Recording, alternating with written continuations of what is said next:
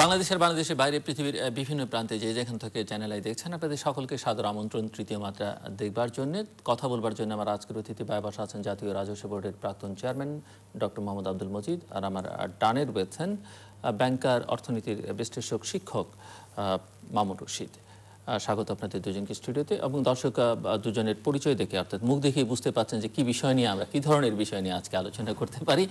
Doctor Mohammad Abdul Majid, নতুন সরকার যদিও এটি ধারাবাহিকভাবে এটি তাদের থার্ড টার্ম, বাট নতুন সরকার, নতুন মন্ত্রী পরিষদ নতুনভাবে যাত্রা শুরু করলেন, ইতিমধ্যে 2 মাস পারও করলেন। সামগ্রিকভাবে দেশের অর্থনীতির যে চেহারা, সেই চেহারায় কি কোনো পরিবর্তন লক্ষণীয়, বা আগে যেটি চলছিল সেটি ঠিকঠাকভাবে চলছে, সেটিকে তাদের এগিয়ে নেওয়ার ক্ষেত্রে কোনো দেখতে পাচ্ছেন আপনি? ধন্যবাদ। কি ধরনের ভূমিকা বা পদক্ষেপ দেখতে পাচ্ছেন? হ্যাঁ, নতুন সরকার তো বটেই, কারণ যেহেতু নতুনভাবে তারা এসছেন বা নির্বাচিত হয়ে আসছেন। প্রশ্ন হচ্ছে যে নতুন অর্থমন্ত্রী, নতুন বাণিজ্য মন্ত্রী, নতুন পরিকল্পনা মন্ত্রী, সবই নতুন প্রায়। তো দেখা যাচ্ছে যে অর্থনীতির ক্ষেত্রে, বিশেষ করে সরাসরি অর্থনীতির বিষয়ে যাই, সাধারণত নির্বাচনের বছরে সাধারণত 2টা বাজেট হয়। একটা হচ্ছে যে সরকার থাকে তারা থাকে, আর একটা নতুন সরকার আসবে এসে করবে। কিন্তু এবারের স্বাভাবিকভাবেই দে ওয়ার ভেরি কনফিডেন্ট যে তারা একটা বাজেটই করছেন এবং সেটি বাস্তবায়ন করবেন। এবং বাজেটের যে প্রবৃদ্ধি, ব্যয়ের যে প্রবৃদ্ধি, সেগুলো তা যথাযথভাবেই, যেমন 2008 সালে কিংবা এর আগে 1991 সালে এবং 2001 সালেও সবসময় দেখা গেছে যে আমরা অর্ধেক করে গেলাম, পরের জনের এসে করবেন। এখানে সেটা নাই, ধারাবাহিকভাবে একই বাজেটই আছে।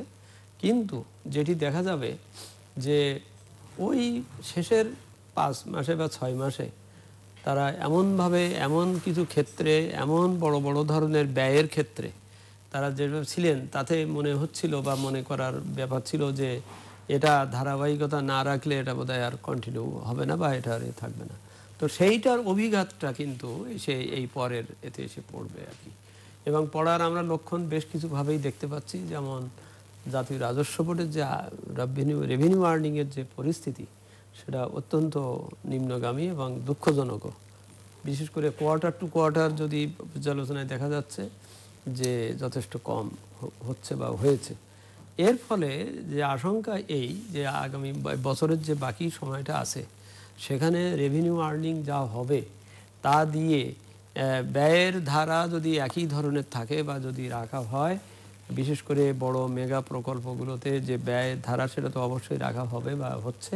তো এতে দেখা যাবে যে ব্যাংক বরোয়িং বা আরও অন্যান্য ধরনের চাওয়া, তার সামষ্টিক অর্থনৈতিক ব্যবস্থাপনার ক্ষেত্রে একটা যথেষ্ট বড় ধরনের টানাপোড়েন এমনি আগের থেকেও ছিল এবং আরও বেশিভাবে সেটা চালু থাকবে বা হবে। দ্বিতীয় পয়েন্ট হচ্ছে যে ব্যাংকিং খাত, যেটি অ্যাকচুয়ালি রেভিনিউ আর্নিংয়ের একটা অন্যতম উৎস খাত এবং যেটি অর্থনীতির প্রাণবায়ু বলা যায়, ব্যাংকিং খাত। বিশেষ করে বাংলাদেশের মতো দেশের ক্ষেত্রে ব্যাংকিং খাত বা আর্থিক খাত অত্যন্ত গুরুত্বপূর্ণ ভূমিকা পালন করে। সেই ব্যাংকিং খাতের অবস্থা, যেটি এই সরকারের আগের 6 মাসের শেষের দিকে যে পরিস্থিতি ছিল, আশা করা হচ্ছিল বা আশা করা সবাই থাকে যে এর একটা গুণগত পরিবর্তন অবশ্যম্ভাব এবং সেটি পরবর্তীকালে করা হবে।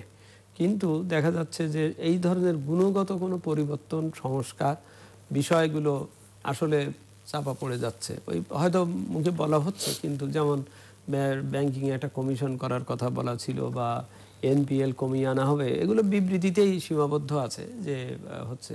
কিন্তু সাম্প্রতিককালে যে আরও 3টা ব্যাংকের যে নতুন ব্যাংকের যে অনুমোদন দেওয়া হলো, এবং একটা ব্যাংকের তো নাম পরিবর্তন করেই দেওয়া হলো, ফার্মার্স ব্যাংক এখন পদ্মা ব্যাংক। চীনের বাইরে, কিন্তু হ্যাঁ, না এর বাইরেও হোক, আমি বলছি যে যেটুকু পরিবর্তন আমরা মানে দেখছি বা করছি, তো তাতে এই আস্থা ফিরিয়ে আসার যে ব্যাপারটা, ব্যাংকিং খাতকে উদ্ধার করার যে ব্যবস্থাটা, সেটা মনে হচ্ছে যে আপাত দৃষ্টিতে খুব নিকট ভবিষ্যতে সেটার উন্নতি হবে বলে মনে হচ্ছে না। বিশেষ করে যে 9/6 বলে যেটি বিশেষভাবে বাজারে প্রচলিত, সেই সুদের হার নির্ধারণের, সেটিতে দেখা যাচ্ছে যে এই 9/6 যারা উদ্যোক্তা, সেই বিএবি, সেই বিএবির চেয়ারম্যান মহোদয়ের ব্যাংকই বরং পত্রিকায় বিজ্ঞপ্তি দিয়ে তার সুদের হার তারা বাড়াচ্ছেন বা এ করছেন। অর্থাৎ বোঝা যাচ্ছে যে it was done not on the basis of any homework or anything.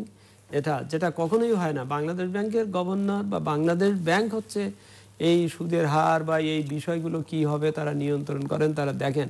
কিন্তু বাইরে একটা সংস্থা বা প্রতিষ্ঠান তারা এইগুলো বলছেন এবং এগুলোর হয় কি অভিঘাতটা অন্য ধরনের পড়ে। যেমন আপনি হঠাৎ বললেন যে সুদের হার 9-এ নামিয়ে আসতে হবে, এখানে 6-এ নামিয়ে আসতে হবে। এখন যারা আগের থেকে দিয়ে রাখছে তাদের কি হবে? এবং ব্যাংকগুলো কিন্তু যথেষ্ট মানে ওই কী বলে লিকুইডিটি ক্রাইসিসে পড়বার তারা পথে আছে তাদের এবং এইটা অলরেডি বিভিন্ন সেক্টরে দেখা যাচ্ছে যে ঋণ প্রবাহের ক্ষেত্রে, ঋণ দেওয়ার ক্ষেত্রে, ঋণ নেওয়ার ক্ষেত্রে, ডিপোজিট দেওয়ার ক্ষেত্রে এক ধরনের একটা চাপা, একটা যে অস্বস্তিকর যে অবস্থা সেটি কিন্তু বিরাজ করছে আর কি। আর যেটা অন্তর্ভুক্তির যে বিষয়টি সবসময় বলা হচ্ছে বা বলা হয়, কিন্তু এখানে আমি মনে করি যে অর্থনৈতিক অন্তর্ভুক্তি কিন্তু একে বিচ্ছিন্নভাবে দেখলে হবে না। এই অন্তর্ভুক্তি কিন্তু সকল ক্ষেত্রের অন্তর্ভুক্তির চেতনার দ্বারা কিন্তু এটা পরিপুষ্ট হতে হবে।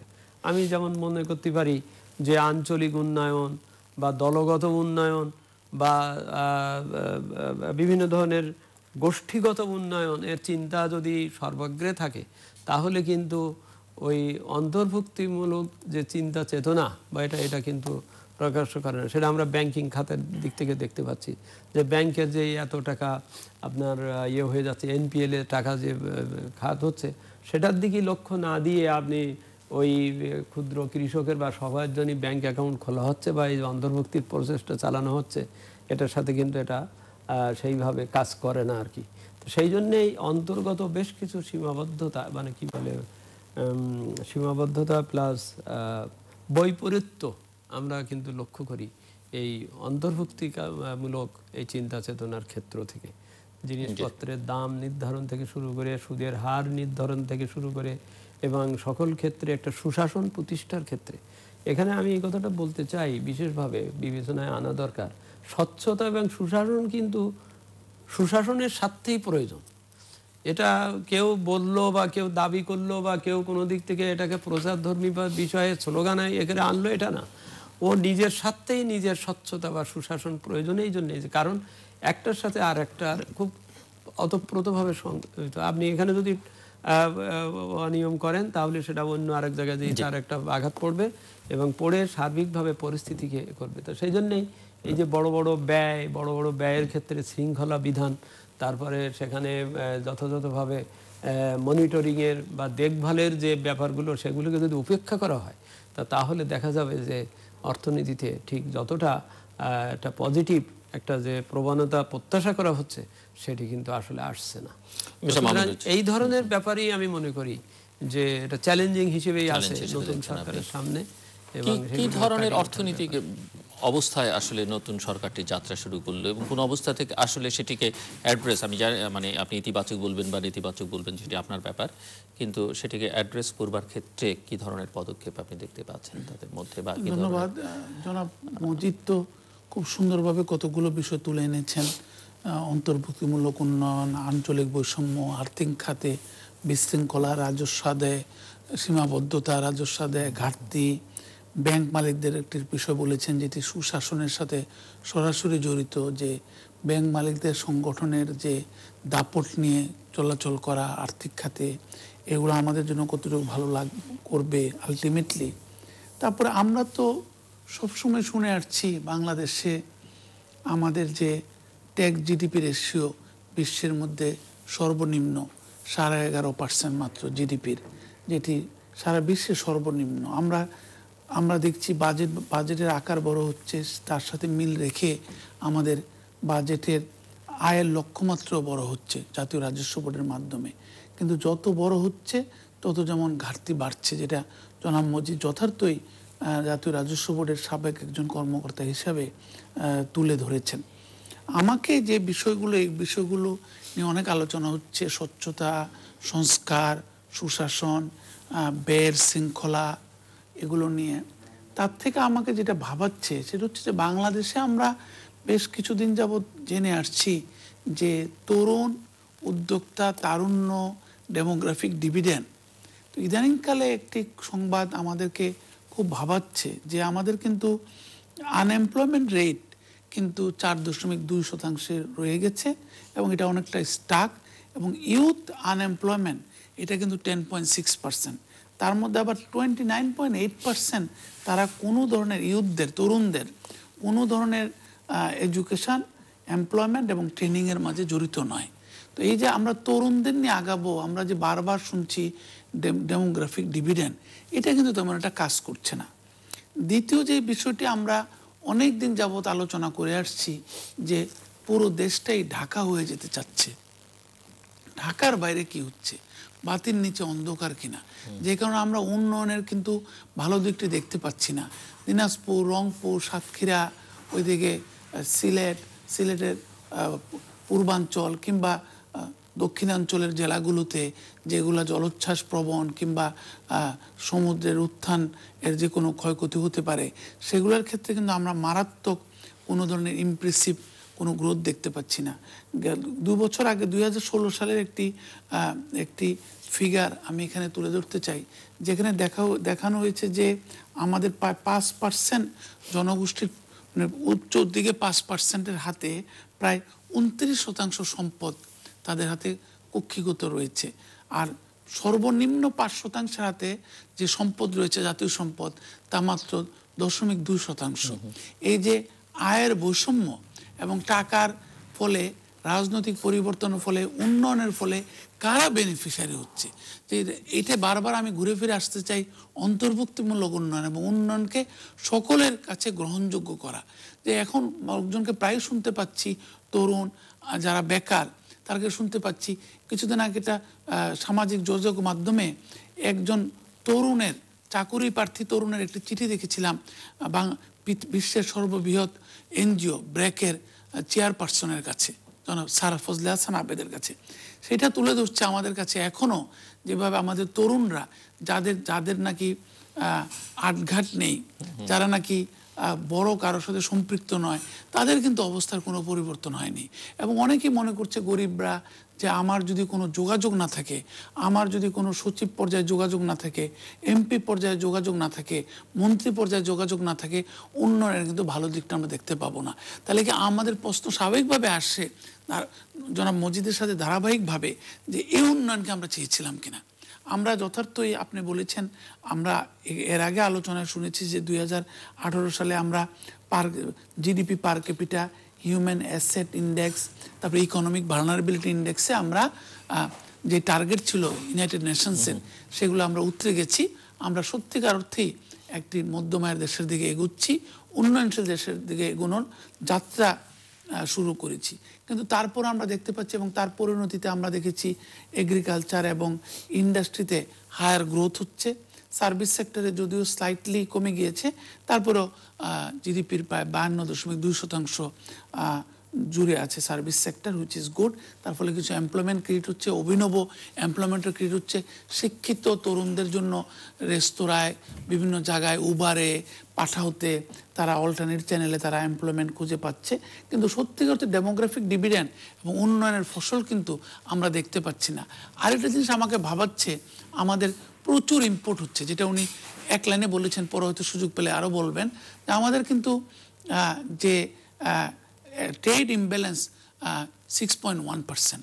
তো সেই ক্ষেত্রে, কারণ আমাদের প্রচুর ইম্পোর্ট হয়েছে, আপনি জানেন আমাদের নিউক্লিয়ার প্লান্টের জন্য, আমাদের পদ্মা সেতুর জন্য, এগুলা বড় বড় প্রকল্পের জন্য প্রচুর ইম্পোর্ট হচ্ছে। আমাদের ইম্পোর্ট আর এক্সপোর্ট মিলে প্রায় কিন্তু $100 বিলিয়ন কাছাকাছি চলে গিয়েছে, এবং তার মধ্যে ইম্পোর্ট বেড়েছে। ইম্পোর্ট বাড়ার ফলে, এবং যেহেতু সরকার নিজেকে অনেকে পছন্দ করছেন, এখানে আলোচনা শুনেছি অনেকে যে সরকার দেখিয়ে দিয়েছে বিশ্ব ব্যাংককে, আমরাও বলেছি, কিংবা দাতা গোষ্ঠীদেরকে দেখিয়ে দিয়েছে। তার ফলে যেটা হয়েছে, যেখানে আমরা প্রায় 8 থেকে 9 মাসের ইম্পোর্টের সমসাময়িক রিজার্ভ আমরা দেখতে পেয়েছি, এই বড় বড় ইম্পোর্টের ফলে, এবং ইম্পোর্ট $50 বিলিয়ন ছাড়িয়ে যাওয়াতে আমাদের কিন্তু এখন রিজার্ভের উপরে চাপ পড়ছে। তো সামগ্রিকভাবে আমরা, ইট ইজ টু আর্লি, যেহেতু আপনি নিজেই বলেছেন যে আমাদের মন্ত্রিপরিষদ নতুন, সরকার নতুন না হলেও সেই ক্ষেত্রে এখনো আমরা স্বাভাবিকভাবে আশা করছি যে আমাদের যেহেতু অনেক বছর পরে একজন চার্টার্ড অ্যাকাউন্টেন্ট অর্থমন্ত্রী হয়েছেন, তিনি একজন অত্যন্ত আটগাট বেঁধেই নামবেন এবং উনি ব্যয়ের ক্ষেত্রে যে শৃঙ্খলাটুকু সেটা কিন্তু অনেক অধপতন ঘটেছে। উনি এনবিআর এর আগে আমাদের অর্থ মন্ত্রণালয়ে ছিলেন এবং ওনার কলিগরাই এখনও এক্সপেন্ডিচার ম্যানেজমেন্টের সাথে সম্পৃক্ত রয়েছে। সেখান থেকে আমরা যে সমস্ত স্টোরি শুনতে পাই সেগুলো কিন্তু ভালো স্টোরি না, যে ব্যয়ের কথা বলার সাথে সাথে ব্যয় বরাদ্দের কথা বলার সাথে সাথে সম্পূর্ণ টাকা রিলিজ করে দিতে হবে, ফেজ ওয়াইজ যাবে না। এটা কিন্তু আমাদের বাজেটারি ম্যানেজমেন্টের উপরে প্রচণ্ড চাপ ফেলছে এবং স্বাভাবিকভাবে আবার মানে থোক বরাদ্দ এবং এমপি পিছু বরাদ্দ এগুলো কিন্তু আলটিমেটলি আমাদের যে রাজনৈতিক আবহের মধ্যে আমরা আছি সেখানে কিন্তু শৃঙ্খলার পরিচায়ক নয়। তো সেই ক্ষেত্রে আমরা যদি স্মুথলি একটা উন্নয়নশীল দেশে ট্রানজিশন করতে চাই সেক্ষেত্রে কিন্তু আমাদের জবাবদিহিতা, স্বচ্ছতা, শৃঙ্খলা এগুলো ফিরিয়ে আনতে হবে। এবং তার থেকেও বেশি দরকার, আমরা কিন্তু গেল 10 বছরে, এটা 11 বছরে পদার্পণ করেছে আমাদের সদাশয় সরকার এবং আওয়ামী লীগের সরকার। আমরা কিন্তু খুব একটা সংস্কার দেখিনি যে আমাদের যে ব্যবসায়ীটি বড় হচ্ছে, শিল্প প্রতিষ্ঠান বড় হচ্ছে, সে কীভাবে বিদেশে বিনিয়োগ করবে, কিংবা এখানে যদি কোনো বিদেশি প্রতিষ্ঠান যদি দেশি প্রতিষ্ঠান কিনে, দেশি প্রতিষ্ঠান যদি বিদেশি প্রতিষ্ঠান কিনে সেগুলোর নিয়মকানুন কী হবে, বিদেশ থেকে কেউ যদি এসে আমাদের এখানে বিনিয়োগ করতে চায় সেগুলোর নিয়মকানুন কী হবে। যেখানে আমি অনেকবার খেদোক্তি করেছি আপনার অনুষ্ঠানে যে আমাদের আইন শৃঙ্খলাগুলোকে ঢেলে সাজানো এখনও হয়নি এবং সবচাইতে কম হয়েছে, যেটা আমাদেরকে দুঃখিত করে, যেহেতু আমরা কম বেশি এখন সারা পৃথিবীতে দুটি জিনিসের উত্থান ঘটেছে, একটু হচ্ছে প্রযুক্তির উত্থান আর একটু হচ্ছে বিশ্বায়নের উত্থান। সুতরাং আমাদের অর্থনৈতিক ব্যবহারকে প্রযুক্তির উত্থান এবং বিশ্বায়নের সম্প্রসারণের প্রেক্ষিতে আমাদেরকে নতুন করে ঢেলে সাজাতে হচ্ছে।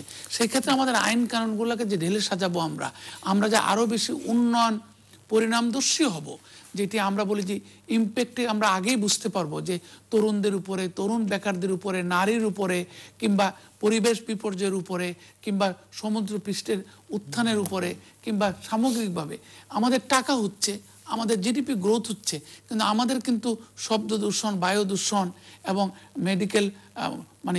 মেডিকেল কিংবা হেলথ কেয়ারের অপচিকিৎসার ফলে মানুষের অকাল মৃত্যু, এগুলা কিন্তু আমরা তীব্রভাবে জোরের সাথে দাঁড়াতে পারছি না। আমরা আরেকটা জিনিস, যারা নিজেরা আমরা বিভিন্ন করিডোরে শুনতে পাই যে ওরা সরকারকে এনেছে, ওনারা সরকারকে এনেছে, ওনারা খুশি না। এত কিছু দেওয়ার পরও যারাই সরকারকে আনুক, আমরা মনে করি যে জনগণকে সরকারকে এনেছে, আমরা যদি ভোটের রাজনীতিতে বিশ্বাস করি। কিন্তু এই যে বিভিন্নমুখী চাপের মধ্যে সরকার পড়ে গিয়েছে, সেই ক্ষেত্রে আমি শুধু দোয়াই করতে পারি, কামনাই করতে পারি সরকার এই বিভিন্ন গোষ্ঠীর চাপের মধ্যে থেকেও তাদের যে প্রধান লক্ষ্য সেটা হচ্ছে দারিদ্র্য বিমোচন। আর একটি লক্ষ্য দাঁড়িয়েছে যে আমরা আমরা যে যাত্রা শুরু করেছি একটি উন্নয়নশীল দেশের প্রতি প্রেক্ষিতে, যে 2027 সালের মধ্যে আমরা একটা উন্নয়নশীল দেশ হব, সেই ক্ষেত্রে আমরা কিভাবে হবো, এটা যদি স্মুথ ট্রানজিশন হয় এবং আমাদের উন্নয়ন যাতে সত্যিকার অর্থেই মানে একটা খেটে খাওয়া মানুষকে আরও উদ্যমী করে, আরও উদ্যোগী করে, এবং আমাদের মানুষ যাতে না ভাবে যে ঢাকায় না গেলে আমি সরকারকে দেখতে পারবো না, ঢাকায় না গেলে বড় চিকিৎসককে পাবো না, ঢাকায় না গেলে আমার সন্তানটি ভালো লেখাপড়া করতে পারবে না, তাহলে কিন্তু আমাদের এই উন্নয়ন সর্বজন গ্রাহ্য হবে না। যে আমি ডক্টর মজিদের কাছে যাওয়ার আগে জাস্ট একটু ছোট্ট মন্তব্য আপনার নিতে চাই। নতুন 3টি ব্যাংক হলো, যেটি ডক্টর মোহাম্মদ মজিদ উল্লেখ করেছেন। ব্যাংকের হিসেবে আপনার কি মনে হয় যে মানে কতটা প্রয়োজন? এটা তো মোটেই গ্রহণযোগ্য নয়, কারণ আমরা স্বাধীনতার পর থেকে আপনি যদি দেখেন ব্যাংকগুলোকে গ্রামে যেতে হবে, এইটা যুক্তি দেওয়া হচ্ছে ইনক্লুসিভ ফিনান্সের যুক্তিতে। তাহলে এক্সিস্টিং ব্যাংকগুলো গ্রামে যাচ্ছে না কেন? তারপর আপনি কৃষি ব্যাংকের শাখা বাড়াচ্ছেন না কেন? আপনি গ্রামীণ ব্যাংকে এখনও চাপে রেখে দিচ্ছেন কেন? আপনি এনজিওগুলোকে এখনও চাপের মধ্যে রেখে দিচ্ছেন কেন? এনজিওদের তহবিল যদি ছুটাতে হয় এনজিও অ্যাফেয়ার্স ব্যুরোর মাধ্যমে, নেক্সট টু ইম্পসিবল। এটা নাইটমেয়ার অভিজ্ঞতা। যে কোনো বড় এনজিওর সাথে আপনার কথা বলেন, এখন আপনি বিরাট একটা রাজনৈতিক যদি আপনার একটা না পান, পৃষ্ঠপোষকতা না থাকে, আপনার জন্য অত্যন্ত চাপের মুখে। এখন যে কোনো অ্যাপ্রুভাল, যে কোনো তহবিল ছাড়ানোকে রাজনৈতিক আকাঙ্ক্ষার সাথে তালগোল পাকিয়ে ফেলা হচ্ছে। সেক্ষেত্রে একইভাবে ব্যাংকের ক্ষেত্রে যদি বলি, ব্যাংকগুলোর কী অবস্থা? ব্যাংকগুলোর তো উনি কিছুটা বলেছেন, পত্রপত্রিকা পড়লেই দেখা যাচ্ছে ব্যাংকগুলোর তো টাকা নাই, ব্যাংকগুলো ঋণ দিতে পারছে না। আজকে আমার একজন তরুণ উদ্যোক্তা যিনি BBMBA করেছেন ঢাকার একটি প্রাইভেট ইউনিভার্সিটি থেকে। তার বাবার একটা ব্যবসা চালানোর জন্য উনি ডুমুরিয়া উপজেলায় চলে গিয়েছেন খুলনার, এবং তিনি আমাকে বলছিলেন হাসপাতালে আমরা দুজনেই চিকিৎসা সেবা নেওয়ার জন্য ওখানে গিয়েছিলাম। তিনি আমাকে বললেন যে স্যার আমি তো কোনো ঋণ পাচ্ছি না, ব্যাঙ্কগুলা কোনো টাকা দিতে পারছে না, ব্যাঙ্কগুলা এটা ওইটা যুক্তি দেখাচ্ছে, কিন্তু আমরা আবার দেখতে পাচ্ছি যে বড় বড় গ্রাহকদেরকে পুনঃ ঋণ দিয়ে ব্যাংকের তহবিল শূন্য হয়ে গেছে।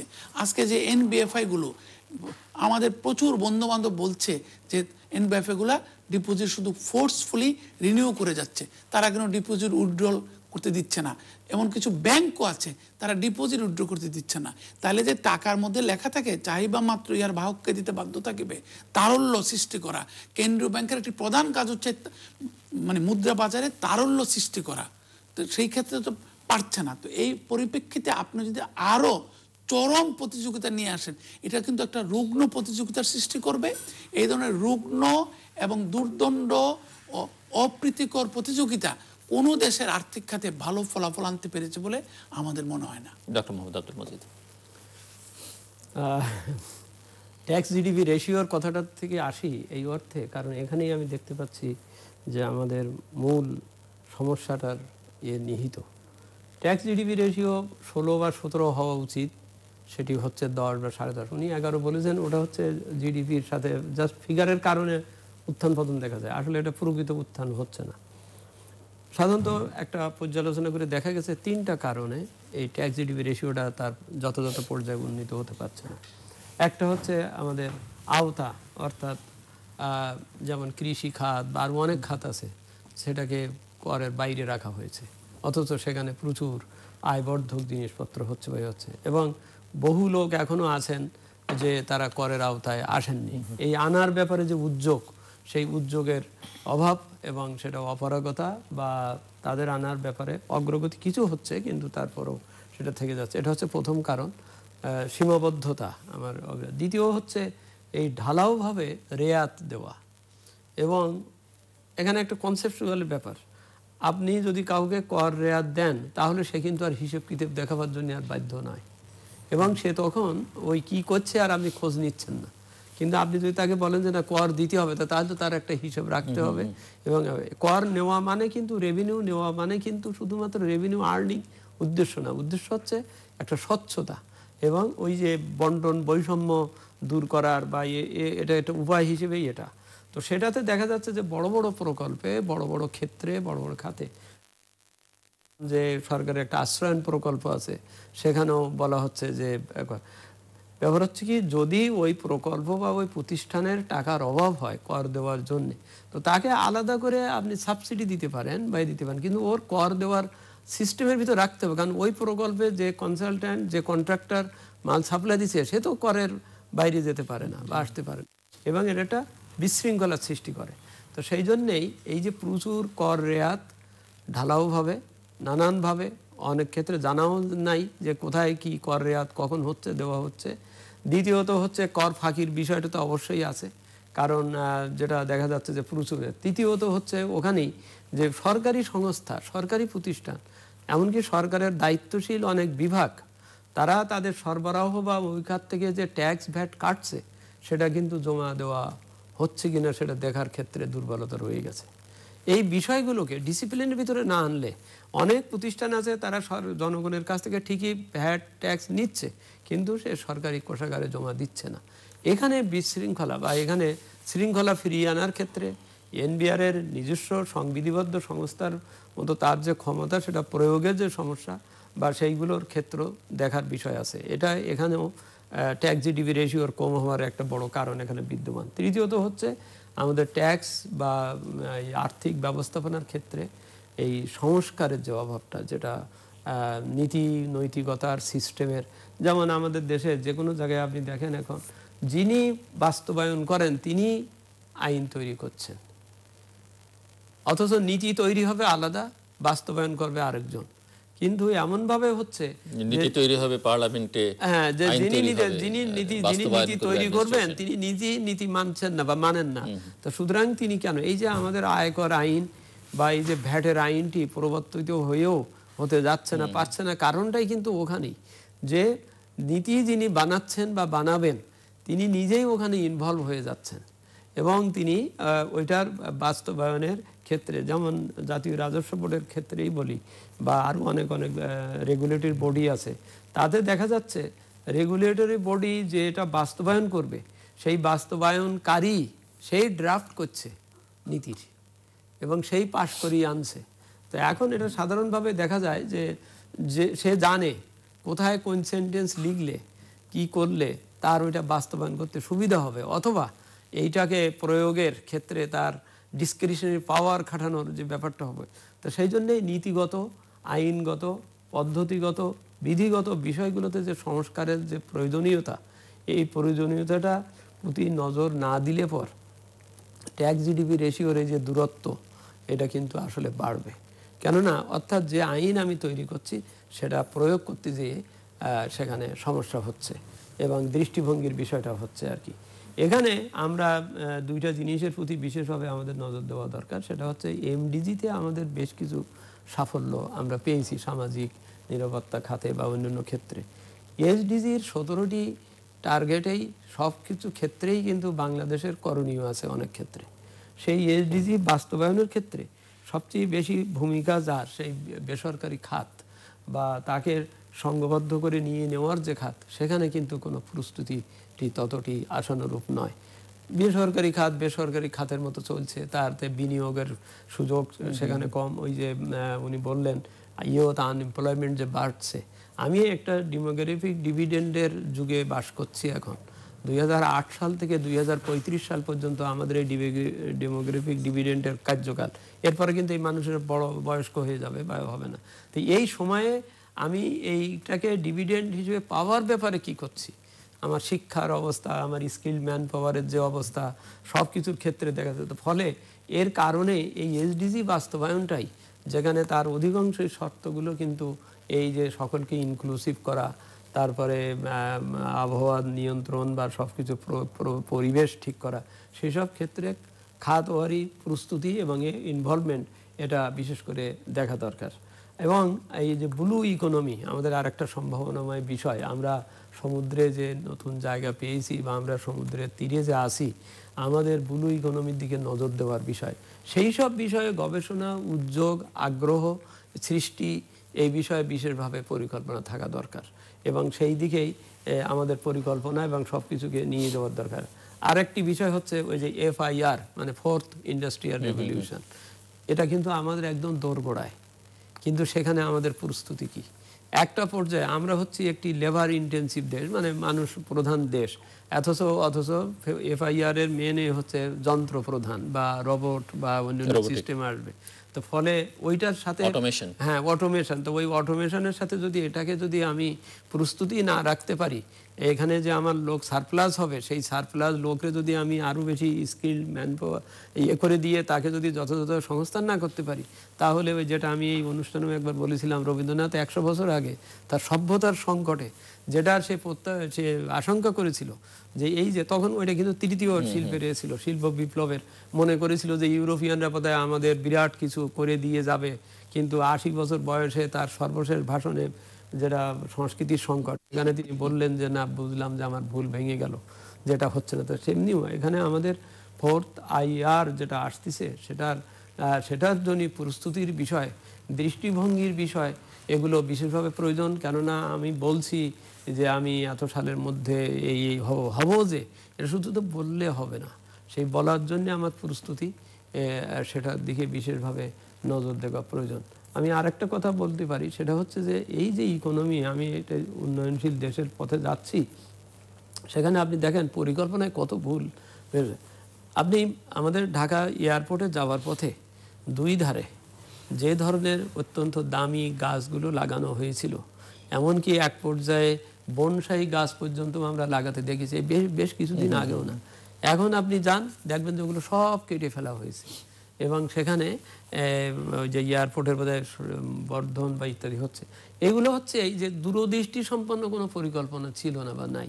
সুতরাং an economy can not afford of this type of wastage. আর এই জিনিসগুলোতে আমি মনে হচ্ছে আমাদের দৃষ্টিভঙ্গির, আমাদের দূরদর্শিতার ক্ষেত্রে আমাদের কারণ কিছুদিন আগে, বছর খানেক আগে আমি যেখানে অত দামি গাছ লাগালাম, তখন আমার কি এই চিন্তাটা নিশ্চয়ই ছিল না যে দুদিন পরে আমার এই জায়গাটা কেটে ফেলা হবে, এই গাছগুলো সব ফেলা হবে, এই রাস্তাটা বড় করা হবে। তাহলে এখানেই দূরদর্শিতার, যেমনটি আমরা প্রায় বলে থাকি, যে আপনি দেখবেন যে অত্যন্ত দামি ডিজিটাল ট্রাফিক লাইট জ্বলছে, আবার ওদিকে আপনার মানুষের হাতের ট্রাফিক চলছে আর কি। এই জিনিসগুলোর থেকে কিন্তু এটা একটা ছোট ছোট বিষয়, কিন্তু এটার থেকে বোঝা যায় যে আপনি পরিকল্পনায় কত অপরিপক্ক এবং আপনার টোটাল সামষ্টিক অর্থনৈতিক ব্যবস্থাপনার ক্ষেত্রে আপনার মানে চিন্তাভাবনার ভিতরে আসলে অনেক কিছু করার আছে। এটা না হলে পর আমরা শুধু প্রত্যাশা করে যাব, কিন্তু প্রত্যাশার হবে না। ট্রেড ইমব্যালেন্সের কথা বলেছেন, স্বাভাবিকভাবেই যে দেখা যাচ্ছে যে প্রচুর আমার আমদানি হচ্ছে। এক সময় ছিল 1990 সালের 2রা জুনের কথা বলতে পারি, যেদিন আমি প্রথম ইআরডিতে জয়েন করেছিলাম ডাইরেক্টর ফরেন এইড হিসেবে। আমি দেখলাম যে সচিব এনাম আহমেদ চৌধুরী সাহেব, সেদিন আমাদের ছিল রিজার্ভ ছিল $905 মিলিয়ন, এবং সেই সময়ে $400 মিলিয়ন করে মাসিক আমাদের আমদানি ছিল। তাহলে প্রায় 1300 মিলিয়নের মতন আমার রিজার্ভ থাকা উচিত, কিন্তু ছিল $905 মিলিয়ন। ওই দিন 2রা জুন বসে আমরা ঠিক করলাম যে জাপান $400 মিলিয়ন দেবে ওই এনার্জি সেক্টর ক্রেডিট হিসেবে। এখন সেখানে তারা শর্ত দিল যে বেশ কিছু সংস্কার করতে হবে, তাহলে ওটা দেওয়া হবে। মুখে বলা হলো, সরকারের কোনো ক্রেডিবিলিটি ছিল না। তখন তারা শর্ত দিলেন যে 12 তারিখে জেনারেল মনিম যে অর্থমন্ত্রী, তিনি যে বাজেট বক্তৃতা দেবেন, সেই বাজেট বক্তৃতায় তিনি এই বিদ্যুৎ খাতে কি কি করা হবে এইগুলো তিনি জাতির সামনে বলবেন। বললে ওই বাজেটের ইংলিশ ট্রান্সলেশন ওয়ার্ল্ড ব্যাংকে পাঠানো হবে বিকেলবেলা, তখন তাদের সকাল হবে, তারা মিটিং করবে, করে তারা গ্রিন সিগন্যাল দিলে জাপান ব্যাংক অফ টোকিও আমার বাংলাদেশ ব্যাংকে টাকা ট্রান্সফার করবে। 15-16 জুন আমাদের রিজার্ভ 1300 মিলিয়নে পৌঁছালো, ওই 400 মিলিয়ন পেতে। আমাদের এই ধরনের অর্থনৈতিক দুরবস্থার কথা আছে, আমি কথাটা এই জন্যই এখানে তুললাম। তো এখন সেখানে আমাদের রিজার্ভ 3.32 বিলিয়ন বা ইত্যাদি উঠছে, এটা অবশ্যই ক্রেডিবিলিটির জন্য প্রয়োজন। কিন্তু এমন এমন খরচ বা এমন এমন বিষয়, যে ট্রেড ইমব্যালেন্সের যে পজিশনটা আমরা প্রায় গত 1 বছর 2 বছর দেখছি, তাতে হচ্ছে কি ওই কনফিডেন্সগুলোকে, ওই গর্বকে এটাকে করবে। এটাই কিন্তু অর্থনৈতিক উন্নয়নের ক্ষেত্রে এক ধরনের বাধার সৃষ্টি করবে। এই সব দিকে নজর দেওয়া প্রয়োজন।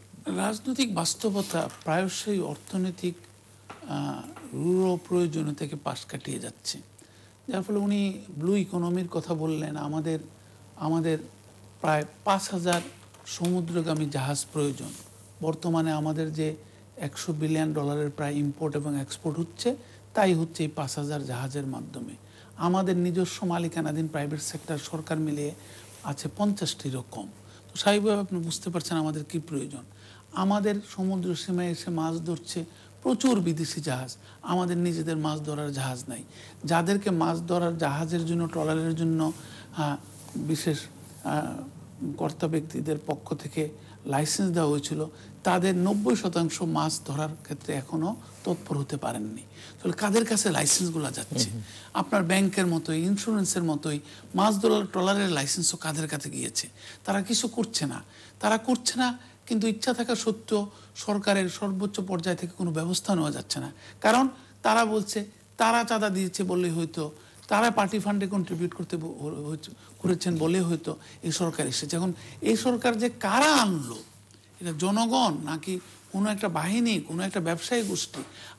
আরেকটি কথা উনি বলেছেন যে আসলে পারছি না আমরা, চিন্তা যে ভালো ভালো করা যাচ্ছে না তা না, অনেক সুন্দর সুন্দর চিন্তা তো আমি দেখি যে মাননীয় প্রধানমন্ত্রী যখন আমরা পত্রিকা পড়ি, ওনার মাথায় আসে উনি এটা করবেন না, উনি আর বাড়াবেন না, সড়ক রাস্তা সম্প্রসারিত করবেন না, উনি নদীপথ এবং রেলপথকে বাড়াতে চান। খুবই ভালো লেগেছে আমার কাছে এই সিদ্ধান্তটি। গেল একনেক বৈঠকে সম্ভবত এই ধরনের একটা আলোচনা হয়েছে, কিন্তু আমরা তো করতে পারছি না। নদীর ক্ষেত্রে যে নদী ভরাট করে ফেলছে, নদী দখল করছে, আপনারা নিজেই দেখছেন। মানে সরকারি কর্মকর্তারা, এবং আরেকটি কথা উনি খুব সুন্দরভাবে বলেছেন জনাব মজিদ, যে সরকারি কর্মকর্তারা তারা কিন্তু বুঝতে পারছে আগের তুলনায় অনেক বেশি কিন্তু বিদেশে যাচ্ছে সরকারি কর্মকর্তারা, পড়াশোনার জন্য হোক, ট্রেনিংয়ের জন্য হোক। কিন্তু আমরা যখন সরকারি অফিসগুলোতে যাই, দেখা যাচ্ছে তারা যেন সবাই ব্যবসায়ী সমাজের কাছে নতজানু হয়ে যাচ্ছেন। মানে তারা রীতিমতো মানে তারা হাত কসলাচ্ছেন, যদি আপনারা একটু সাপোর্ট দেন এই চেম্বার থেকে, ওই চেম্বার থেকে, ওই ব্যবসায়ী গোষ্ঠী থেকে, তাহলে আইনটি পাস হবে, তাহলে গরিব লোকের কাজে লাগবে। এবং ওই ব্যবসায়ী প্রতিষ্ঠানের কর্তা ব্যক্তি বলছেন, আমাকে আপনি কনভিন্স করেন, কনভিন্স না করলে আমি তো আটকে দেবো এটি। তো এটা তো এগুলার কিন্তু পরিণতি এখনো তো ভালো লাগছে যে সরকার এবং ব্যবসায়ী গোষ্ঠী, তার মানে কি নীতি নির্ধারকরা ব্যবসায়ীদের দ্বারা নিয়ন্ত্রিত বা অথবা আমার তো মনে হয় ব্যবসায়ীরাই নীতি নির্ধারক হয়ে যাচ্ছে। দেখেছেন আগে 30 বছর আগে আমাদের জাতীয় মহান জাতীয় সংসদে কারা কারা নির্বাচিত হয়ে আসতেন, এখন 30 বছর পরে কারা আসছেন। স্বাভাবিকভাবে তারা তো ব্যবসায়ীরা, মানে কি ব্যবসায়ীরা যেটা ভালো বুঝে সেটা হচ্ছে প্রফিট। এটা কিন্তু যুগে যুগে, আমি ব্যবসায় প্রশাসনের একজন ছাত্র হিসাবে বলতে চাই, আমাদেরকে প্রথমে শেখানো হয় যে ইকোনমিক্সের সাথে ব্যবসায় প্রশাসনের পার্থক্য কি, প্রফিট, আর ওরা দেখে গ্রোথ। তো এরকম ব্যবসায়ীরা তো প্রফিট দেখবেই, সেই দেখবে যে আমি যদি সব লাইসেন্স পেয়ে যাই আরো ভালো হয়। তো সুতরাং এই জিনিসগুলা, এইটা যে ক্রমাগতভাবে দুর্বিনীত পুঁজি, আজকে যে আমাদের গরিব মানুষের উন্নয়ন কিভাবে হবে, আমরা কিভাবে কর খাতকে সম্প্রসারিত হব, আমরা যদি পুরোপুরিভাবে কর খাতে গবেষণা কাঠামোকে, আইনি কাঠামোতে রূপদান না করে আমরা যদি এগুলোর দিকে চলে যাই, তাহলে তো কোনো আলোচনা হবে না। প্রান্তজনকে নিয়ে, প্রান্তজন কিভাবে উন্নত করবে জীবনকে, তার জীবনাচরণকে, সে কিভাবে অপঘাত থেকে, দারিদ্র্যের অপঘাত থেকে বাঁচবে, সেইটা যদি সংসদে কোনো আলোচনা না হয়, বাজেট পাশের সময় সংসদের যদি 70% সময় চলে যায় সরকার কিংবা কোনো ব্যক্তির গুণকীর্তনে, তাইলে সেই সংসদে যদি তরুণ নিয়ে আলোচনা না হয়, তরুণদের আনএমপ্লয়মেন্ট নিয়ে আলোচনা না হয়, আমাদের আইনের শাসন নিয়ে আলোচনা না হয়, সংস্কার নিয়ে আলোচনা না হয়, আমাদের জাতীয় পুঁজি সংবর্ধন নিয়ে আলোচনা না হয়, এই ধরনের সংসদ আমরা তো আস্তে আস্তে উৎস হারিয়ে ফেলছি। আপনি আমাদেরকে দায়ী করতে পারবেন না। যেভাবে নির্বাচন হচ্ছে, এই ক্ষেত্রে মানুষের কি হচ্ছে, ডিপলিটিজাইজেশন হয়ে যাচ্ছে। মানুষ রাজনীতিকে কিছু মনে করছে না। তা আমার এটা দরকার, আমার ছেলেকে ভালো স্কুলে পড়ানো দরকার, আমার কিছু টাকা দরকার, আমার আত্মীয় স্বজনকে ভালো চিকিৎসা পাইয়ে দেওয়া দরকার, আমি ওইদিকে চলে যাচ্ছি। হু কেয়ারস অ্যাবাউট ইলেকশন? তাহলে সবচেয়ে বেশি ক্ষতিগ্রস্ত হচ্ছে কে? গণতন্ত্র। সবচেয়ে বেশি ক্ষতিগ্রস্ত হচ্ছে কি? জবাবদিহিতা। আমাকে কোনো জবাবদিহিতা করতে হবে না, জনগণের কাছে জবাবদিহিতা করতে হবে না, কিংবা আমার নেতার কাছে জবাবদিহিতা করতে হবে না, আমার সরকারের কাছে জবাবদিহিতা করতে হবে না। তাইলে এইগুলোই তো পরবর্তীকালে আমাদের উন্নয়নকে সর্বজন গ্রাহ্য করবে না, এবং আমার উন্নয়নের ফলে উন্নয়ন হবে, সেই উন্নয়ন কিন্তু মানুষ মনে করবে কই আমার তো কোনো উন্নয়ন হলো না, কোটি কতক লোকের উন্নয়ন হচ্ছে। আমরা 2016 সালের যে স্ট্যাটিস্টিক্স দিলাম যে 5% লোকের কাছে, সমাজের উপরের স্থলের 29% জাতীয় সম্পদ কুক্ষিগত, আর নিচের 5% জনগোষ্ঠীর কাছে মাত্র 0.2%। এটাকে আমাদের মুক্তিযুদ্ধের চাওয়া পাওয়ার সাথে সামঞ্জস্যপূর্ণ? মোটেই সামঞ্জস্যপূর্ণ না। আর যেটি আমাদেরকে সবচেয়ে বেশি পীড়া দিচ্ছে সেটি হচ্ছে যে কোটি কতকের সরকার হয়ে যাচ্ছে। এটা তো আমরা আশা করিনি কখনো। সরকার অবশ্যই অনেক কিছু করছে, আর আরেকটা জিনিস হচ্ছে কি, অপচয়, প্রচুর অপচয় বেড়ে যাচ্ছে। আমাকে সেদিন একজন ইংরেজি পত্রিকার সাংবাদিক হাসির ছলে বলছিলেন, উনি নিজে অর্থনীতি পড়েছেন, উনি হাসির ছলে বলছিলেন যে এই অপচয়ের অর্থনীতির যদি লাগাম টেনে ধরতে না পারি আমরা, কত টাকা যে নষ্ট হয়ে যাচ্ছে। আমরা যদি বড় বড় প্রকল্পগুলো থেকে 5%ও যদি আয়ের সংস্থান করতে পারি কিংবা সঞ্চয় বাড়াতে পারি, তাহলে আপনি দেখেন প্রত্যেকটি জেলায় কিন্তু এখন 64 জেলায় একটি পাবলিক স্কুল করতে পারি আমরা। এখনো গরিব মানুষ কি মনে করে, গরিব মানুষকে বাঁচাবে কে? সরকার। গরিব মানুষ মনে করে প্রাইভেট সেক্টরকে এত বিশ্বাস করে না, যদিও তাদের করা উচিত, প্রাইভেট সেক্টরকে এগিয়ে আসা উচিত। গরিব মানুষ এখনো মনে করে আমারে বাঁচাবে সরকার, উপরে আল্লাহ নিচে সরকার। তো কিন্তু সরকার তো তার যদি ব্যয়ের ক্ষেত্রে ন্যূনতম পর্যায়ের ডিসিপ্লিন আনতে পারে, তাহলে কিন্তু সে আজকে আমার বাংলাদেশ পেট্রোলিয়াম কর্পোরেশন, সে যে 70,000 কোটি টাকার জ্বালানি আমদানি করছে, তার যদি 5%ও সে বাঁচাতে পারে, তাহলে কিন্তু সে 3,500 কোটি টাকা, 3,500 কোটি টাকায় মানে 3টি 4টি 5টি জেলায় কিংবা 10টি জেলায় একটি অত্যন্ত উঁচু মানের পাবলিক স্কুল করতে পারবেন আপনি, যেখানে প্রতিযোগিতার মাধ্যমে ভারতের মতো র্যাঙ্কিং করে দেওয়া হবে, প্রতিযোগিতার মাধ্যমে বাচ্চারা ভর্তি হবে, জন্ম হোক যথাযথা, তার কর্ম হবে ভালো।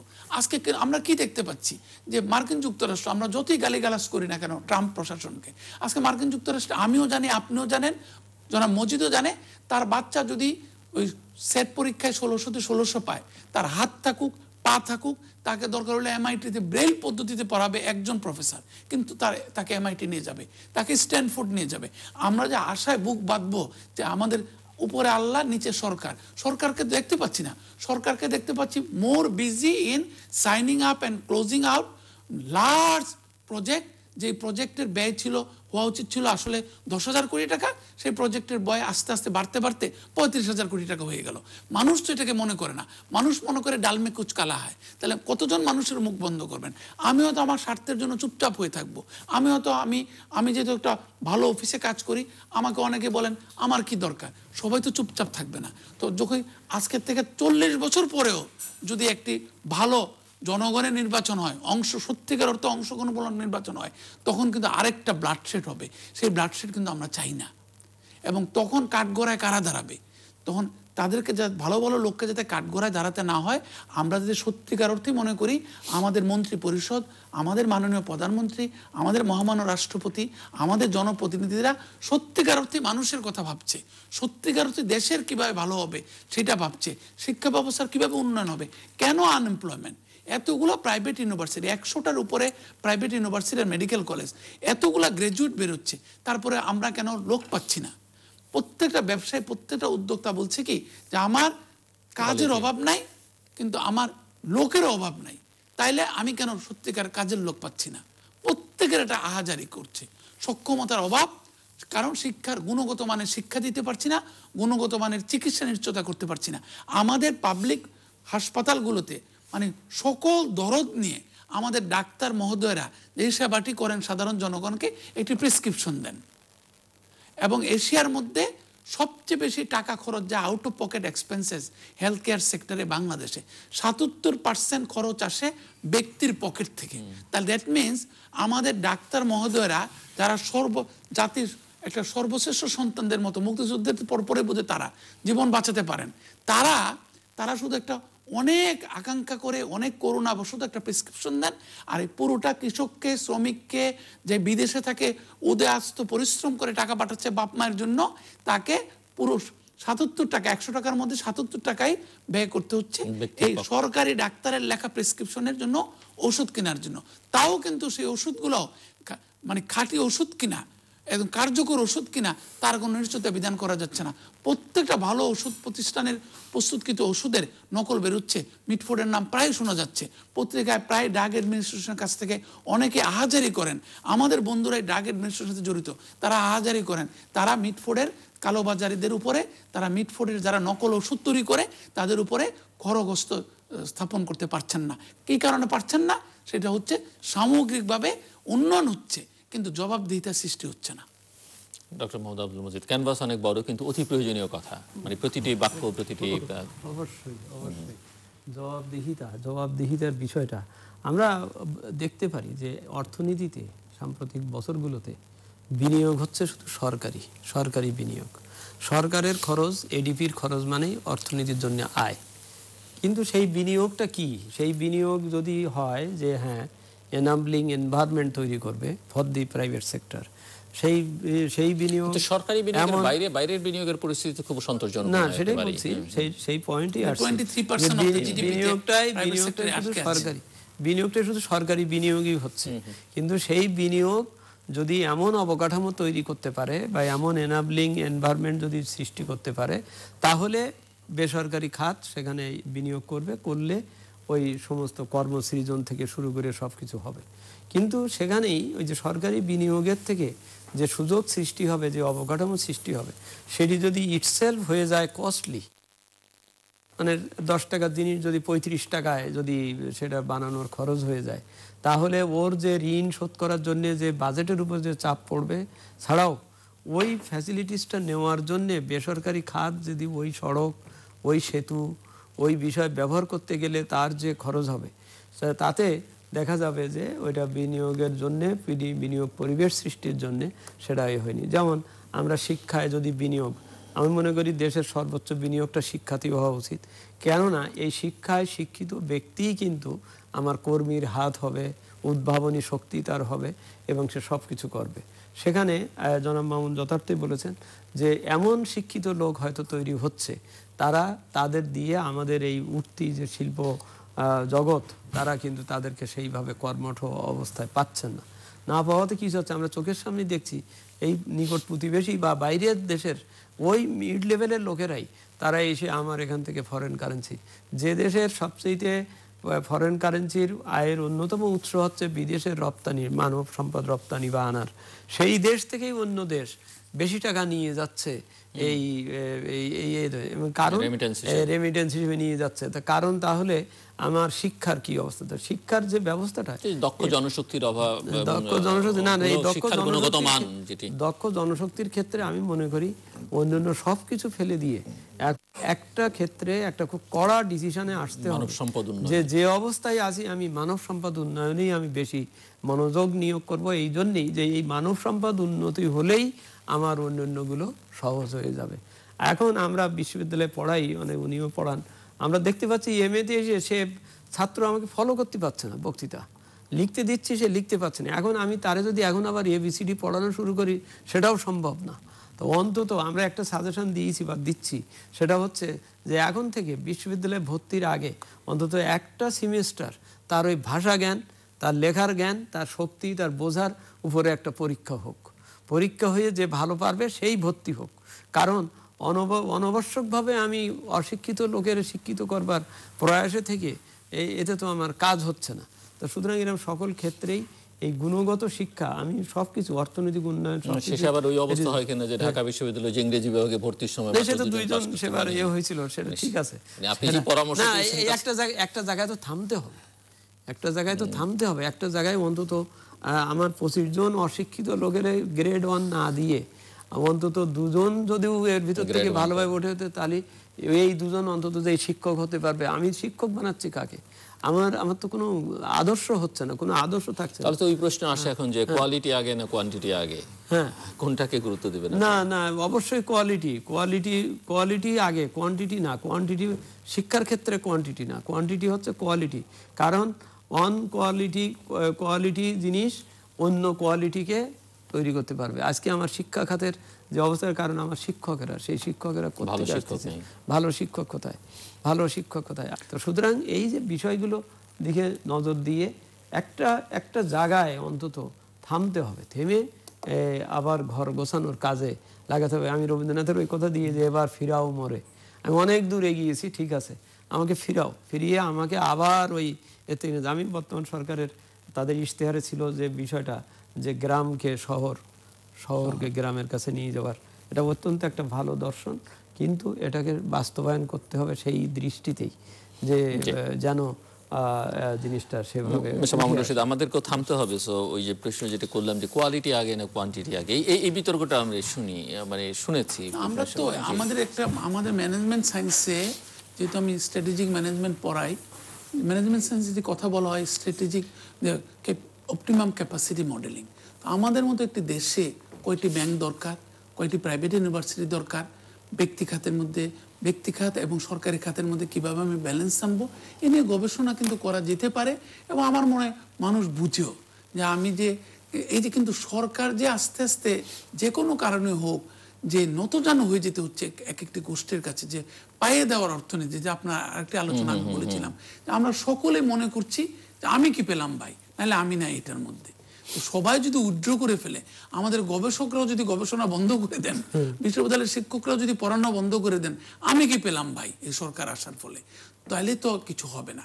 অবশ্যই কোয়ালিটি আগে, কিন্তু কোয়ালিটি নিশ্চয়তা বিধান করার জন্য সেক্ষেত্রে আমাদের সবার আগে দরকার জবাবদিহিতা, যে আমি আসলে আমার একটু এক জায়গায় ভয় পেতে হবে, শুধু আল্লাহর ভয় পেলে হবে না, যে আমি কবে মারা যাব, কবে আমার বিচার হবে, আমি বেহেশতে না দোজখ পাবো।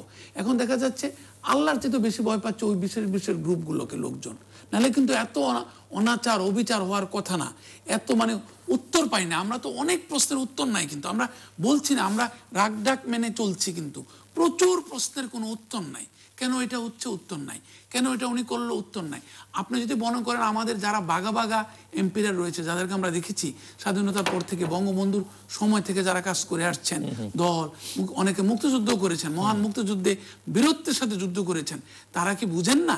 তারা বুঝেন, কিন্তু তারা মন খুলে কথা বলতে পারছেন না কেন জানে আমার মনে হচ্ছে। এবং শাসক গোষ্ঠীর মধ্যে বেশিরভাগ লোক মন খুলে কথা বলতে পারে না। এই যে চাপের ফলে কিন্তু আসলে দুঃখজনক হলো সত্য, কিন্তু একটা সুস্থ শিশু জন্ম দেওয়া যায় না, তেমনটি চাপের মধ্যে সুস্থ চিন্তাও করা যায় না। আমি যদি সব সময় খুঁজতে থাকি, আমি তো জাতীয় সম্পদের ন্যাশনাল ক্যাপিটালের বেনিফিট আমি গড়ে তুলতে পারছি না, যে আমরা একটা একক জাতি হতে পারছি না। আমরা কিন্তু এখনো ব্লাড গ্রুপ দেখছি শুরুতেই, এ পজিটিভ না বি পজিটিভ। তো প্রতিনিয়ত যদি এ পজিটিভ বি পজিটিভ দেখি, তাহলে তো আমি এবি পজিটিভের বেনিফিটটা পাবো না। তো এবি পজিটিভের বেনিফিট না আসলে আমাদের গ্রোথকেও সর্বজন গ্রহণযোগ্য এবং স্মুথ, যেটা আমি শুরুতে বলেছিলাম যে আমি আমার ডেস্টিনেশনটা কি, আমি একটা উন্নয়নশীল দেশ হব, 2041 সালের মধ্যে আমি একটা উন্নত দেশ হব, উন্নত দেশের কাতারে যাব। সেগুলা কিভাবে যাব?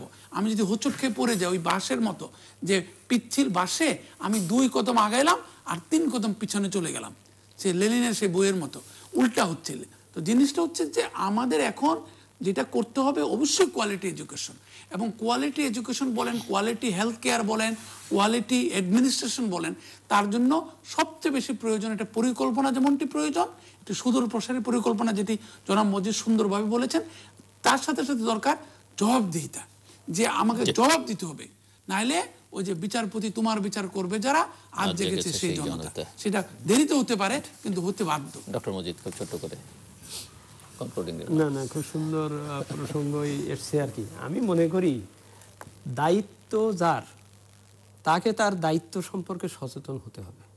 এমন বিষয় বিচারপতির কথা বললেন, বা এমন বিষয় আছে আমি জানি যে আমার এই বক্তব্যের উপরে বা আমার এই কাজের উপরে আরেকজন এসে কথা বলবে না, আমি সেই কথা বলার সুযোগও তাকে দিতে চাই না। তো সুতরাং আমাকেই আমার দায়িত্ব সম্পর্কে সচেতন হতে হবে, আমার ডেলিভারি সম্পর্কে আমার সচেতন হতে হবে, যাতে আরেকজন কথা বলার, জানি যে কথা সে বলতে পারবে না বা বলবে না, তো সুতরাং তাকে কথা বলার সুযোগ যাতে না দিতে হয়। জবাবদিহিতার কথাটা কিন্তু ওখান থেকেই আসছে। যদি আমি জবাবদিহিতাটা নিশ্চিত করি, তাহলেই কিন্তু আমার উপরে আস্থাও আসবে, এবং আস্থা আসলেই তখন ওর উদ্ভাবনী শক্তিও আসবে। এবং ওই যে আমরা জাতীয় ঐক্যের কথা বলি, চিন্তার ভাবনার কথা বলি, পজিটিভ দৃষ্টিভঙ্গির কথা বলি, ইতিবাচক দৃষ্টিভঙ্গির কথা বলি, ইতিবাচক দৃষ্টিভঙ্গি কিন্তু এমনি গড়ে উঠবে না। এটার জন্যে ভিতর থেকে একটা প্রেরণা এবং একটা গর্ববোধের বিষয়টা আসতে হবে। নইলে যদি আমি দিন দিন আমার ওই যেটা উনি বলেছেন যে কথা বলতে পারছে না বা বলা হচ্ছে না, এটা কিন্তু আসলে এই negative perception, anatomy of negative perception যদি আমরা বিশ্লেষণ করি, তাহলে দেখা যাবে যে নেতিবাচকতায় চলে গেলে পর তখন আর কিন্তু ওই ভালো উদ্ভাবন, ভালো বিষয়গুলো তখন আর থাকে না। তা সুতরাং আমাদের প্রত্যাশাই এই যে আমাদের অর্থনীতি, আমাদের সমাজ, আমাদের বিচার বিবেচনা যে অবস্থায় আছে, সেখান থেকেও আমরা ওই আবার বলছি এবার ফেরাও মরে, মানে একটা উন্নয়নের দিকে, উন্নতির দিকে যাওয়ার পথে আমাদের থাকুক প্রত্যাশা। দর্শক, আমরা অনুষ্ঠানের শেষ প্রান্তে তৃতীয়মত সম্পর্কে আপনারা লিখতে পারেন ডাকে, ইমেল, SMS এর মাধ্যমে, ইন্টারনেট আমাদের অফিসিয়াল ওয়েবসাইট অথবা সোশ্যাল মিডিয়াতে যেসব পেজ রয়েছে সেসব পেজে আপনারা আপনাদের মতামত রাখতে পারেন। আর আপনাদের মতামতই আমাদের অনুষ্ঠান তৃতীয় মাত্রায় আপনি দেখতে পাবেন প্রতি বৃহস্পতিবার এবং শুক্রবার বাংলাদেশ সময় রাত 2টোয়, সোমবার সকাল 11:30 এবং শুক্রবার দুপুর 1:30টায় দেখবার আমন্ত্রণ রইল। তৃতীয় মাত্রা এই পর্বটি আপনি সামাজিক যোগাযোগ মাধ্যম ফেসবুকে সরাসরি দেখতে পারেন। ফেসবুকে এখন তৃতীয় মাত্রা লাইভ স্ট্রিমিং হচ্ছে। আর এই পর্ব সহ পূর্ণ পর্বগুলো দেখবার জন্য, তৃতীয় মাত্রার সঙ্গে যুক্ত থাকবার জন্য, অনুষ্ঠান সম্পর্কে জানবার জন্য যে কোনো সময় ভিজিট করতে পারেন তৃতীয়মাত্রা.com। ফেসবুক, গুগল প্লাস, টুইটার আর ইউটিউবে তৃতীয় মাত্রা যে পেজগুলো রয়েছে সেসব পেজগুলোতে আইএস ডিভাইস থাকলে আপনি অ্যাপ স্টোর থেকে তৃতীয় মাত্রা অ্যাপটি ডাউনলোড করে নিতে পারেন তৃতীয় মাত্রা দেখবার জন্য এবং অনুষ্ঠান সম্পর্কিত তথ্যাদি জানবার জন্য। মিস্টার মামুন রশিদ এবং ডক্টর মোহাম্মদ আব্দুল মজিদ, অসংখ্য ধন্যবাদ আপনাদের দুজনকেই। দর্শক মণ্ডলী, অর্থনীতি, উন্নয়ন, এইসব বিষয় নিয়ে আলোচনা হচ্ছে। ঘুরে ফিরে এর মধ্যে রাজনীতির প্রসঙ্গটাও কম বেশি পরোক্ষভাবে এসছে। দায়িত্বের সচেতনতার কথা বলেছেন ওনারা, গুণগত মানের উপরে জোর দেবার কথা বলছেন। সংখ্যার কথা অনেক বেশি আলোচনা হয়, সংখ্যা দিয়ে আমরা অনেক কিছু বিচার করবার চেষ্টা করি, সেখান থেকে সরে আসবার কথা ওনারা বলেছেন। একটা চাপের পরিবেশ আছে সমাজে, রাষ্ট্রে, সেখান থেকে মানুষকে মুক্ত করবার কথা বলছেন, কারণ চাপের পরিবেশে থেকে ভালো কাজ করা যায় না। এবং কোথাও কোথাও ওনারা মনে করছেন যে সরকারও কারো কারো কাছে জিম্মি হয়ে পড়ছে, সেখান থেকেও আসলে সরকারকে বেরিয়ে আসতে হবে, কারণ দেশটা তারাই পরিচালনা করছেন। স্বচ্ছতা, জবাবদিহিতা, সুশাসন, এই প্রসঙ্গগুলো ঘুরে ফিরে বহুবার আলোচনা হচ্ছে। সে কথাও ওনারা স্মরণ করিয়ে দিয়েছেন যে এগুলো নিশ্চিত করতে হবে আমাদের সমাজে, রাষ্ট্রে, রাষ্ট্র পরিচালনায় এবং আমাদের জীবনযাপন প্রণালীর মধ্যে, এবং তার মধ্যে সংস্কারের কথা। যদিও বাংলাদেশে এটি পরিত্যাজ্য শব্দ, এবং আমার যদ্দূর মনে পড়ে মিস্টার মামুন রশিদ এবং কোনো কোনো ক্ষেত্রে ডক্টর আব্দুল মজিদও বহুবার সংস্কারের কথা বলেছেন, বিশেষ করে আর্থিক খাতে এবং অন্যান্য ক্ষেত্রেও। এবং সেই আর্থিক খাতের সংস্কারের কথা বলতে গিয়ে ব্যাংকিং খাতের যে অব্যবস্থাপনার একটা চিত্র, সেটিও তুলে আনবার চেষ্টা করেছেন। কাজেই সেদিকটাতেও মনোযোগ দিতে হবে। আমাদের রাজস্ব আহরণের পরিস্থিতিটা মোটেই সন্তোষজনক নয়, বরং সেই জায়গার বিপরীতে ব্যয়ের যে গুণগত মান, সেটিও খুব সন্তোষজনক নয়। কাজেই রাজস্ব আহরণ বাড়াবার পথগুলো নিশ্চিত করতে হবে, বের করতে হবে কীভাবে সেটি বাড়ানো যায়। অন্যদিকে ব্যয়ের যে মান, গুণগত মান, সেটি নিশ্চিত করতে হবে। এবং অপচয় একটা বাংলাদেশে বড় প্রবণতা, সেই অপচয় রোধ করবার দিকেও মনোযোগ দিতে হবে। গোটা অর্থনৈতিক ব্যবস্থায়, রাজনৈতিক ব্যবস্থায় উন্নয়ন প্রক্রিয়াটাকে অন্তর্ভুক্তিমূলক করতে হবে, অর্থাৎ সব কিছুর মধ্যে জনগণকে সম্পৃক্ত করতে হবে। সে কথাও ওনারা নীতি নির্ধারকদেরকে স্মরণ করিয়ে দেওয়ার চেষ্টা করেছেন। দর্শক, আমাদের সঙ্গে থাকবার জন্য অসংখ্য ধন্যবাদ। আপনাদের সবার জন্য শুভকামনা।